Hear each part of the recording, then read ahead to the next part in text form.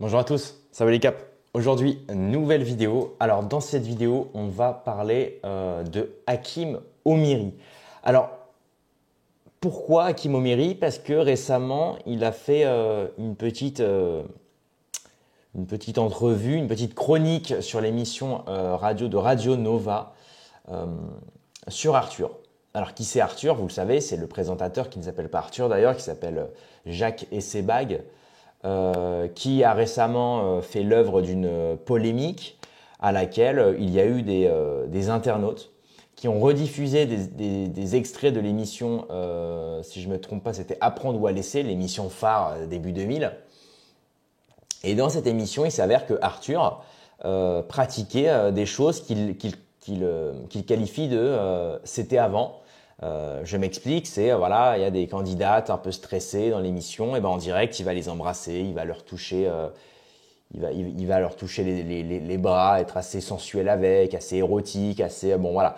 Donc évidemment, on ne pourra pas diffuser les images de ce qu'a fait Arthur parce qu'il porte plainte ou alors il strike directement les vidéos. Je crois que c'est le Foilier en ce moment qui s'en occupe, donc big dédicace parce que c'est assez courageux de sa part.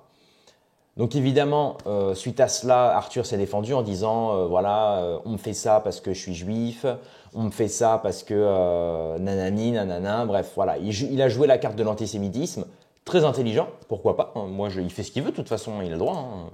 Il peut se plaindre de quoi que ce soit. Mais nous, par contre, je suis désolé, les hommes honnêtes, comme moi, comme Hakim Omiri ou comme d'autres, les hommes honnêtes, pieux et surtout avec de bonnes valeurs, des valeurs saines, j'ai envie de dire saines et éthiques, on ne laisse pas passer ça. On ne laisse pas passer un homme qui a du pouvoir, qui est présentateur télé, qui pendant des émissions en direct fait des choses à des femmes. Évidemment, il ne les a pas V-I-O-L-E-E-R, excusez-moi, je cherchais la conjugaison. Non, voilà, il n'est pas passé à l'acte, mais il a fait des choses assez indélicates, assez dégradantes d'ailleurs pour les femmes, parce que souvent c'est des femmes, comme j'avais vu un tweet qui disait ah c'est des femmes complètement endettées qui vont à une émission pour gagner un peu d'argent et pour pouvoir rembourser leur crédit. Et puis d'ailleurs, tu as Arthur qui vient leur trifouiller je ne sais quelle partie du corps. Bon. C'est assez marrant, c'est assez hilarant. Enfin, c'est pas hilarant en réalité, mais le tweet était marrant. Le paradoxe entre Arthur, qui lui est tout permis, effectivement, maintenant son émission c'est vendredi tout est permis, hein, jour de Shabbat. Et de l'autre côté, on a des candidates complètement sous influence qui, elles, se laissent faire parce qu'évidemment, c'est la télé, évidemment, c'est le présentateur Arthur. Donc voilà. Bref, je m'écourte. Donc on va écouter cette chronique d'Hakim Omiri parce que Hakim Omiri, il a plus ou moins ce qu'on peut dire remis à sa place Arthur sur justement ses récents faits et notamment sur le fait qu'il sort tout le temps la carte de l'antisémitisme. Ben non. C'est pas de l'antisémitisme, Jacques Essebag. C'est justement, en fait, c'est simplement le bon sens. On n'accepte pas qu'un type qui a du pouvoir utilise ce même pouvoir pour exercer une influence et une oppression sur des femmes dans le but de, je ne sais pas, asservir les femmes à certains besoins, une certaine inhibition. Enfin non, c'est dégueulasse. Je suis désolé, c'est dégueulasse. Donc on va s'écouter ça, c'est parti. Ça dure 5 minutes. Je ferai peut-être des petites coupures entre temps. Voilà, laissez un pouce bleu, abonnez-vous et c'est parti. Et on accueille à présent celui qui cartonne avec son spectacle Contexte, qui a même obtenu 3 T dans Télérama, qui va donc se retrouver avec un public de profs et de dépressifs. Pléonasme, Hakim Omiri. Salut. Salut. Alors aujourd'hui on va parler de l'animateur Arthur dont le vrai prénom est Jacques. Alors on devrait savoir qu'un mec qui donne pas son vrai nom, on ne peut pas lui faire confiance. J'explique, le média féministe L'Effronté a sorti une compile de l'émission Apprendre ou à laisser, où Jackie, on va l'appeler Jackie, vu qu'il s'est comporté comme un beauf, a un comportement très déplacé, hashtag euphémisme. Le concept de l'émission Apprendre ou à laisser, pourtant c'est génial, c'est un multimillionnaire qui anime un jeu où il demande à des smicards ce qu'il ferait s'il gagnait 100 000. C'était un peu son rendez-vous en terre inconnue et les pauvres, trop mignons. C'est il répondait bah si je gagne, j'aimerais bien rembourser des dettes ou un crédit. Et lui quand c'était des... J'avais vu ça, il y a un mec qui avait retranscrit un peu la phrase par tweet, c'est excellent, franchement c'est génial. Les femmes, il pouvait dire des trucs du style tu veux pas plutôt te payer des nouveaux seins? C'était trop marrant. Par ailleurs, il faudra noter que Hakim Omiri porte le kéfier et que s'il est très actif dans la lutte, dans le porte-parole du conflit israélo-palestinien, notamment en faveur de la Palestine et des civils. Donc ça fait vraiment plaisir de voir des mecs qui ont des couilles. Hein. Et Elles ouvraient des boîtes et lui voulait les déboîter apparemment. Donc c'est la première fois que je vois un best-of MeToo. Et comme ce medley a buzzé, il a tenté de le faire supprimer pour atteinte aux droits d'auteur. Il est fort, hein. Ça veut dire, Arthur, il a des droits d'auteur sur ses agressions sexuelles. Il touche de la SACD sur son MeToo. Il peut être là, tu vois, quand je l'embrasse et qu'elle a rien demandé, là, bah là, je prends de l'oseille. Là. À un moment donné, il dit, oh là là, quelle mini-jupe, ras la salle de jeu. Bah ça, c'est protégé par le droit d'auteur. Comme pour Molière, sauf que après, son droit d'auteur, il protège pas des chefs-d'œuvre, il protège des chefs d'accusation. Donc t'imagines si au procès Mazan, quand le juge il montrait les vidéos, le Marie Pellico il avait dit « Oh, les droits d'auteur là, si tu veux regarder, tu payes hein !» Bon, ce bon vieux Arthur a dit que c'était une campagne de calomnie due à des effets de montage. Alors tu peux mettre le meilleur monteur d'Hollywood dessus, je te garantis qu'à chaque fois le problème c'est toi. Hein. Et comme notre Jackie a tout fait pour supprimer la vidéo, ça l'a rendu viral. Du coup, il y a des journalistes qui se sont mis à regarder toutes les émissions. Il y en a un, il a uploadé une vidéo de 2h40 et il a quand même précisé, j'ai pas pu tout mettre. Titre, il y aura une partie... Il y aura une partie 2. Arthur, la sauce de son MeToo, elle a du rab. Devant le nombre de preuves, Arthur a enfin reconnu qu'il s'était mal comporté et il a demandé pardon. Je déconne. Il a obtenu l'ouverture d'une enquête pour injure publique aggravée par un motif discriminatoire en lien avec la religion. Je traduis, il a dit que c'était antisémite contre Uno. Il a la même défense que Netanyahou avec la CPI. Il utilise le judaïsme comme une cape d'invisibilité. Sauf que là, c'est pas Harry Potter, c'est Harry le Plotter. Mais c'est quoi ce cheminement de pensée? Arthur, t'es problématique. Tu dis ça parce que je suis juif? Non, je dis ça parce que je t'ai vu masser une meuf qui était en pleurs. Ouais, mais tu le dénonces parce que je suis juif? Non, je le dénonce parce que t'es un porc. Non, mais tu veux dire que tous les juifs sont des porcs? Non, je parle de toi. En fait, c'est insupportable à la fin. Parce que dans la vidéo, on voit tous un connard. Il n'y a que Arthur qui voit un juif. Après... Rien que là, déjà, c'est excellent. C'est excellent. Hakim Omiri, il y a un peu de... Je sens qu'il y a du Dieudo quand même dans ce qu'il fait, dans ce qu'il dit. Comme quoi, il aura vraiment inspiré toute une génération, hein, ce bon vieux Dieudo, hein, vraiment. Après, je pense qu'il va pas m'en vouloir de prendre position parce que lui, il est terrifié par le silence des personnalités sur les événements tragiques. Lui aussi, il a ses combats. Après, c'était pas le cessez-le-feu et qu'on arrête de tuer des innocents. Lui, c'était qu'on libère les otages israéliens. Et c'est très bien, il le faut. Mais les 3432 otages, dont des enfants en détention administrative par Israël, sans inculpation ni procès à Arthur. Tu m'emmerdes. Arthur, tu veux pas œuvrer pour la libération? C'est bien parce que derrière, en plus, il dérive sur la question israélo-palestinienne, ce qui prouve qu'on peut faire de l'humour tout en restant politisé. Et franchement, c'est excellent. C'est excellent. Et justement, après la vidéo, on parlera de chantage à l'antisémitisme qui est complètement délirant et qui, vous le voyez, en plus, sert de défense pour ceux qui sont juifs et qui leur permet, alors pas à tous heureusement, mais déjà ça décrédibilise les juifs, ce qu'on appelle les juifs du quotidien, qui eux sont honnêtes et aimables. Ça vient les décrédibiliser face à une petite élite qui se permet tout simplement parce que voilà, ils ont fait des bêtises et au lieu de reconnaître leur erreur et de dire bon bah j'ai merdé, tout de suite, comme le décrit très bien Hakim Omiri, je ne fais que reprendre ses dires, voilà, il dit tout de suite ah bah voilà, je suis juif donc tu dis que les juifs sont des porcs, donc que ceci, donc que cela. Non, t'es juste un porc, mec. On parle pas des juifs, on parle de toi, de ta personne. T'es un porc. De tous les otages, peu importe le camp. Non, parce qu'en fait, je viens déjà de faire un pins et on va pas refaire toute la com. Après, il était tellement remonté, il a appelé plein d'artistes pour leur reprocher de pas prendre position pour Israël. Oui, j'ai beaucoup de potes qui m'ont avoué que tu leur avais mis un coup de pression, Jackie. Et oui, j'ai mes sources. Voilà. Attends, c'est Hakim ou Mediapart? On sait pas. Allez, dernière info. En Israël, la coalition a voté contre une enquête d'État sur les événements du 7 octobre. Je savais même pas qu'on pouvait voter contre une enquête, moi. J'ai l'impression de regarder un mauvais téléfilm. Tu sais, meurtre au chalet, tout le monde est suspect, mais t'en as un, il est à côté du corps, et il dit venez, on n'enquête pas. Non, ça va gâcher l'ambiance.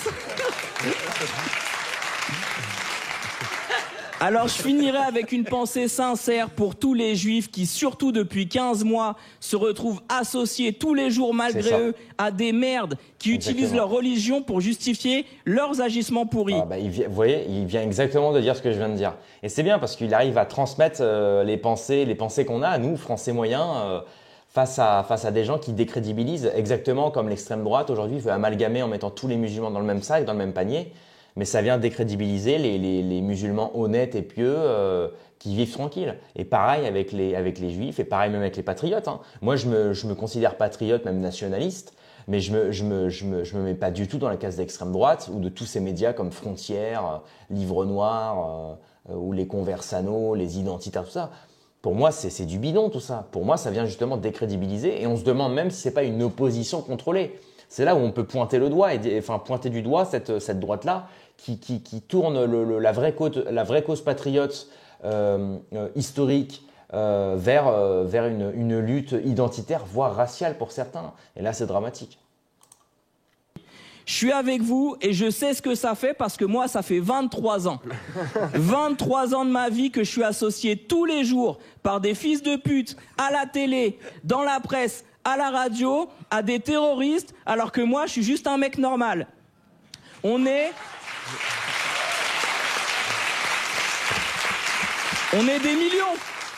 On est des millions. Alors à ceux qui font un amalgame dans un sens comme dans l'autre, on n'est pas ensemble. Et à ceux que mon prénom dérange, je m'appelle Hakim Omiri, je suis français et Free Palestine. Voilà, parfait, nickel. Bon, évidemment, il y a un petit côté activiste de gauche. Enfin, je pense qu'il y a un petit côté activiste de gauche. Bon, après, je juge pas. Hein. Moi, c'est comme LFI, vous le savez, hein, dans mes vidéos, souvent ça m'est reproché d'ailleurs. Moi, je dis LFI, je les porte pas dans mon cœur. J'aime pas les idées de Mélenchon, j'aime pas les idées de Bono, de Rima Hassan, de quoi que ce soit. Mais force est de constater que sur la cause palestinienne, c'est le seul parti politique avec autant d'audience et autant de mise en avant qui eux, osent parler de ce sujet-là. Donc franchement, gros big up, quoi. Voilà. Et c'est comme la droite. Hein. La droite, il y a des sujets dont ils traitent, c'est super, et d'autres sujets, voilà, c'est pour ça. C'est très important d'être dans le juste milieu, d'être dans, vous savez, ce que dit Boudin, douter de tout, surtout de ce que je vais vous dire, et notamment la recherche de la vérité. C'est-à-dire que même s'il y a des gens qu'on n'aime pas forcément, à partir du moment où ils disent quelque chose de juste ou qui relève du bon sens et d'une certaine morale, on ne peut qu'être d'accord avec eux. Et c'est pas parce que vous les détestez qu'il faut ne pas leur donner raison. Et le jour où quelqu'un justement que vous idolâtrez, que vous aimez bien, dit quelque chose de mauvais, de non éthique, d'immoral, eh bien dites-lui. N'hésitez pas à lui dire. Et c'est justement là, c'est comme ça qu'on fait la différence entre les sages, les savants et les fous. Vous savez, ça c'est la fameuse phrase de Platon, hein, entre le sage et le fou. Hein, le sage qui se croit sage et le fou qui se reconnaît fou. Voilà, donc j'ai envie de dire, c'est là où on progresse même dans l'arme verbale, dans le débat, même dans la question sociale et politique. On avance à partir du moment où on fait abstraction des idées, on fait abstraction des personnes et on ne voit que le discours et que ce qui peut être changé. Et surtout, on essaie de se mettre d'accord, on essaie de dialoguer et de se mettre d'accord sur quelque chose pour pouvoir faire avancer les choses. Même si on s'aime pas, même si on s'apprécie pas, c'est pas grave. On se serre les coudes et on avance. On avance contre l'ennemi commun. Et Hakim Omiri, voilà, je pense que j'ai pas du tout les mêmes idées que lui, honnêtement. Il y a 2-3 trucs que j'aime pas forcément et d'autres que j'apprécie. Mais là, franchement, je suis forcé de constater qu'on est obligé de reconnaître qu'il a vraiment remis à sa place Arthur. Et surtout, même sur la cause palestinienne, en tant qu'humoriste, il peut risquer de perdre sa place, il peut risquer gros. Donc, moi, je suis assez... Je valorise son travail. Voilà, je valorise son travail. Donc, ceux qui veulent prendre une place dans son spectacle, allez-y. Hein. C'est pas une rémunération, c'est pas une collaboration ou quoi que ce soit, mais franchement, c'est mérité, ça fait plaisir. Donc moi, je le suivais à l'époque de Golden Moustache, tout ça, je pense comme tout le monde. Hein. Donc là, c'est cool un peu qu'il puisse percer de son côté sans dépendre d'un gros média ou d'une grosse production. Et donc sur le chantage à l'antisémitisme, hein, je finirai sur ça. Voilà, le but, c'est vraiment de pointer du doigt les gens non pas pour ce qu'ils sont ou ce qu'ils paraissent être, c'est-à-dire par exemple Arthur, juif, on s'en fout qu'il soit juif Arthur, enfin ou du moins Jacques Sebag, on s'en fout.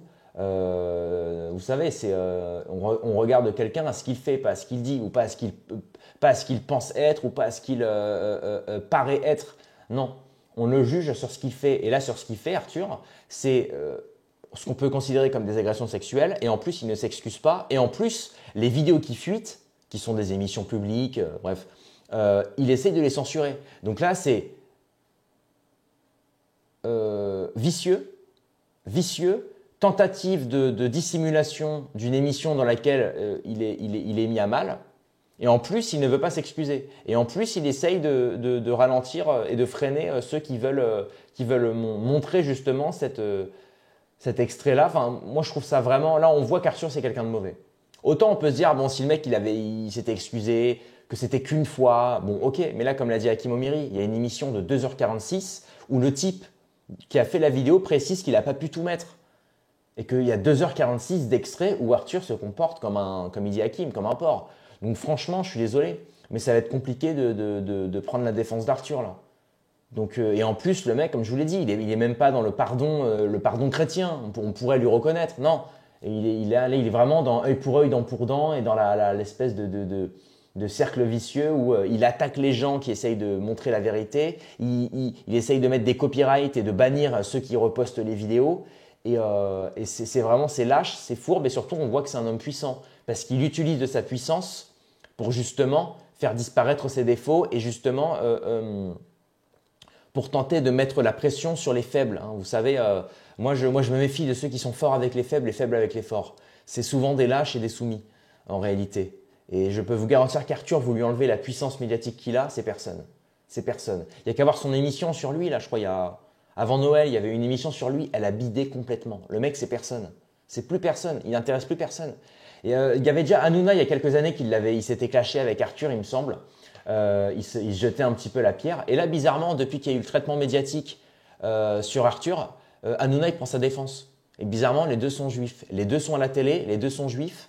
C'est quand même bizarre. On voit qu'ils se serrent les coudes parce qu'ils savent que… et c'est dommage parce que comme je vous l'ai dit, ça fait déjà de un, certains font l'amalgame avec tous les juifs, ce qu'il ne faut pas faire. Mais en plus de ça, ça prouve bien que c'est une… non pas parce qu'ils sont juifs, mais parce que c'est une petite élite mondaine du monde télévisuel, juif ou pas, on s'en fout, mais qui utilisent justement et qui deviennent solidaires parce qu'ils savent qu'ils sont dans la merde entre Hanouna, qui est proche de se faire virer de C8, et Arthur, qui se retrouve dans la mouise avec des extraits vidéo qui le mettent à mal. Les deux sont à mal et donc les deux se serrent les coudes. Et en plus de ça, les deux utilisent le chantage à l'antisémitisme. Souvenez-vous quand Hanouna avait dit si vous boycottez TPMP pendant l'histoire, je sais plus, il y avait une histoire où tout le monde avait dit il faut boycotter TPMP, et Hanouna avait dit si vous boycottez TPMP, c'est que vous êtes antisémite. Et là, pareil avec Arthur qui dit voilà, si vous postez les extraits qui me mettent à mal et que vous essayez de me traiter d'agresseur sexuel, c'est parce que vous êtes antisémite. En fait, on voudrait nous faire croire qu'il y a un complot, que tous ceux qui sont juifs, mais qui ne le précisent pas forcément, dès qu'on s'acharne sur eux, ce serait parce qu'ils sont juifs qu'on s'acharne sur eux. Mais il faut arrêter les mecs, il faut arrêter. Il faut stopper ça tout de suite. C'est vraiment… C'est triste, voilà. Donc c'est pour vous dire à quel point le niveau de débat en France, c'est le niveau zéro. Voilà, c'est toujours la réduction ad quelque chose. Voilà, on empêche le dialogue et on réduit les gens à la gauche, à la droite, antisémites, racistes, sexistes, xénophobes, misogynes, etc. pour empêcher le débat, pour empêcher la dialectique et pour empêcher de progresser. Et ça, franchement, c'est dommage. C'est tout pour cette vidéo. Mettez un like, abonnez-vous. Rendez-vous dans quelques heures à demain pour une prochaine vidéo. Paix et amour sur mes amis et mes ennemis et surtout sur mes ennemis.